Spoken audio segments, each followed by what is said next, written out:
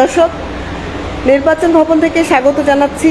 খবরের কাগজে ডিজিটাল পেজে আপনারা চোখ রাখছেন। আমরা সকাল থেকেই আসলে আপনাদেরকে সর্বশেষ ভোট গ্রহণের তথ্য জানানোর চেষ্টা করছি। এখন আসলে আমরা তো ঢাকার খবর রাখছি, আমাদের 10টি টিম ঢাকায় কাজ করছে, কিন্তু আমাদের খবরের কাগজে সারা দেশে যে আমাদের সহযোদ্ধারা আছেন তারা আসলে কাজ করছেন, তাদের আসলে বিশ্লেষণে কী ধরনের চিত্র উঠে এসেছে সেই বিষয়টি জানবো। এখন আমার এই খবরের কাগজের এই আমাদের কেন্দ্রীয় এই বুথে আমাদের আসছেন আমাদের ন্যাশনাল ডেস্কে যিনি দায়িত্ব পালন করছেন অপূর্ব, তার সঙ্গে কথা বলবো এবং জানবো যে সারা দেশে আসলে যে আমাদের সহকর্মীরা কাজ করছেন সেখানে আসলে ভোট কেমন পড়ছে, এমনকি ভোট নিয়ে, ভোট গ্রহণের পরিবেশ নিয়ে ভোটাররা কী বলছেন। ধন্যবাদ এলিস আপনাকে। আমি যদি আপনার দর্শকদের উদ্দেশ্যে বলি, প্রথমে আজকে যে ভোটের যে হাল হকিকত বা ভোটের যে বর্তমান অবস্থা সম্পর্কে যদি বলি, শুরু থেকে আমরা দেখছি যে সকালবেলা দেশের বিভিন্ন প্রান্তে বা যত ভোট কেন্দ্র আছে সেখানে আপনার ভোটারদের উপস্থিতি ছিল কিন্তু তুলনামূলকভাবে বেশি।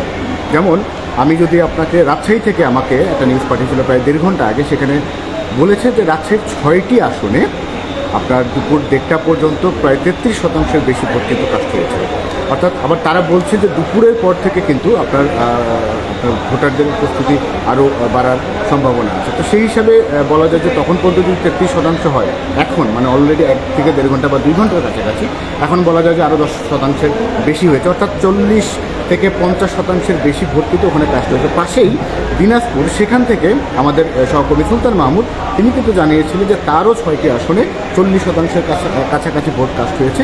পাশাপাশি বেলা বাড়ার সঙ্গে সঙ্গে আপনার ভোটারদের উপস্থিতি বাড়ছে এবং বিশেষ করে নারী ভোটারদের অংশগ্রহণ ছিল কিন্তু উল্লেখযোগ্য। আমাদের সুলতান মাহমুদ যেটা বলছিলেন, একটা বিষয় জানাই যে সারা দেশের প্রেক্ষাপটে আমি কথা বলেছি সিলেটে ব্যুরো প্রধান উজ্জ্বল মেহেদির সাথে, চট্টগ্রাম ব্যুরো প্রধান ইফতেখার ভাইয়ের সাথে, পাশাপাশি রাজশাহী ব্যুরো প্রধান এনায়েত করিমের সাথে, বা বিচ্ছিন্নভাবে দেশের বিভিন্ন জেলা প্রতিনিধির সাথে কথা বলার সুযোগ আমার হয়েছে। তারা যেটা বলছেন যে বেলা বাড়ার সঙ্গে সঙ্গে ভোটার উপস্থিতি বাড়ছে, প্লাস সকালের দিকে ভোটার উপস্থিতি ছিল বেশি এবং 2টার পর থেকে ভোটার উপস্থিতি আরও বাড়তে শুরু করে। মাঝখানে কিছুটা সময় উপস্থিতিটা কম ছিল। তো বলা যায় যে 40-50% ভোট যেহেতু এখন পর্যন্ত কাস্ট হয়েছে, সামনের সময়ে আরও বেশি কাস্ট হওয়ার সুযোগ আছে। আরেকটা বিষয় জানাই আপনাদেরকে, যেমন এই ভোটকে কেন্দ্র করে যে ভোটের এইবারই প্রথম একটা লম্বা ছুটি পেয়েছে আমাদের বাংলাদেশের মানুষ, ভোটের আগের দিন এবং ভোটের দিন, অর্থাৎ 11 এবং 12 ফেব্রুয়ারির ছুটি, পাশাপাশি পরবর্তী যে 2 দিন শুক্র এবং শনিবার, এই 2 দিন ছুটি হওয়ার কারণে টোটাল বাংলাদেশে 4 দিন ছুটি পেয়েছে। এই 4 দিন ছুটিকে কেন্দ্র করে আমরা প্রথমবারের মতো দেখেছি যে ঢাকা থেকে শুরু করে বাংলাদেশের বিভাগীয় যে শহরগুলো আছে একেবারে ঈদের মতো পরিবেশ, মানুষ যেভাবে পেরেছে দেশের নিজ জেলার উদ্দেশ্যে রওনা দিয়েছে। এবং এই সময়ে আমরা দেখেছি যে অতিরিক্ত ভাড়া নেওয়ার যে প্রবণতা, মানে বিশেষ করে ঈদ বাংলাদেশের উৎসবের যে সময়গুলোতে আমরা যেমন দেখি যে প্রচুর ভাড়া নেওয়া হয়, ঠিক একই বিষয়টা দেখেছি আমরা এবারের আপনার নির্বাচনকে কেন্দ্র করে। তো এই ব্যাপারটা যখন আমরা দেখেছি তখন আমাদের সাংবাদিকের মনে প্রশ্ন এসেছিল, আচ্ছা যারা সবাই যাচ্ছে এত বাইরে, তারা কি সবাই আসলে ভোট দেওয়ার উদ্দেশ্যে যাচ্ছে নাকি কেউ কেউ ঘুরতে বা বেড়াতে যাবে? এইটা জানার জন্য আমি গতকালকে আমাদের কক্সবাজার জেলা প্রতিনিধি যিনি আছেন তাকে ফোন করেছিলাম। ইভেন আমাদের একটা স্টোরি যেটা আজকে আমাদের খবরের পত্রিকার কাগজে ছাপা হয়েছে, সেখানে কিন্তু আমরা দেখিয়েছি যে কক্সবাজার একদম বিরানভূমি, মানে 10% সর্বোচ্চ হোটেল মোটেলগুলোতে বুকিং আছে, আর যেগুলো হচ্ছে তারকামানের হোটেল সেখানে 15% মতো বুকিং ছিল। এই 15% বুকিংয়ের পেছনে আবার একটা বড় সংখ্যা ছিল কিন্তু বিদেশি যারা ছিলেন। এখন স্বাভাবিকভাবে দেখা যায় কক্সবাজারে বিদেশি পর্যটক হিসেবে যারা থাকেন তাদের একটা বড় সংখ্যা কিন্তু কাজের খাতিরে আপনার কক্সবাজারে থাকেন, যারা এই হোটেল মোটেলগুলোতে থাকেন আর কি।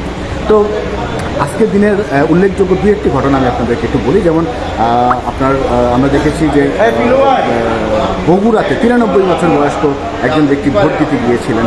আবার ঢাকার পাশে ধামরাই এবং হচ্ছে ফরিদপুরের ভাঙ্গা, এই 2টা জায়গাতে 2জন ব্যক্তি একেবারে এক পা, ওনাদের দুজনের একটা কমন ঘটনা, এক পাওয়ালা ব্যক্তি, মানে একটি পা তাদের নাই, সাথে একটা বাঁশের খুঁটির উপর ভর দিয়ে তারা ভোট দিতে গিয়েছিলেন। তো যেটা বলা যায় যে ভোটের আগের যে লম্বা সময় ছুটিকে কেন্দ্র করে মানুষের যে উৎসবমুখর পরিবেশে সবাই ভোট দিতে দেশের বিভিন্ন প্রান্তে ছুটে যাওয়া, পাশাপাশি আজকে প্রচুর মানুষ ভোট দিতে যাচ্ছেন, ভোটের কাস্টিং রেটও কিন্তু তুলনামূলকভাবে ভালোই।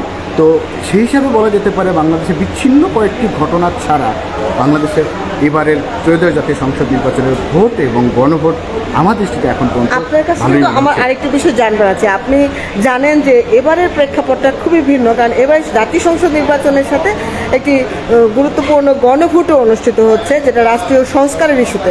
এই সংস্কার ইস্যুতে আসলে আপনার সারা দেশের যে ভোটাররা আছেন বা আপনি প্রতিনিধির কাছ থেকে কথা বলে কি জেনেছেন যে সাধারণ ভোটাররা, সারা দেশের সাধারণ ভোটাররা গণভোট ব্যাপারে তারা কীরকম রেসপন্স করেছেন বা তাদের কোনো সমস্যা হয়েছে কিনা? দেখুন, আমরা শুরু থেকে খবরের কাগজে একেবারে শেষ মুহূর্ত পর্যন্ত আমরা কিন্তু গণভোট ইস্যুতে পর্যাপ্ত স্টোরি ছাপিয়েছিলাম। আমি একটু ব্যাকগ্রাউন্ড হিসেবে বললে আপনার জন্য বুঝতে সুবিধা হবে। ইভেন আপনি নিজেও অনেকগুলো স্টোরি করেছিলেন নির্বাচন কমিশনের বিটা রিপোর্টার হিসেবে, অনেকগুলো বিশ্লেষণ যে আছে আমাদের। স্টোরি ছিল, বিশ্লেষণ ছিল যে সেখানে বাংলাদেশের সাধারণ মানুষের ভিতরে যে হা ভোট সম্পর্কিত অনেক তথ্য কিন্তু অনেকের কাছে পর্যাপ্ত পরিমাণে ছিল না, এবং এখানে অনেকগুলো প্রশ্নের 4টা উত্তর একসাথে আছে, যে কারণে দেখা যায় যে একদম রুট লেভেল পর্যন্ত মানুষের ভিতরে এই যে গণভোটের হা এবং না ভোটের যে ব্যাখ্যা, সেটা সম্পর্কে খুব বেশি তথ্য কিন্তু নাই অনেকে।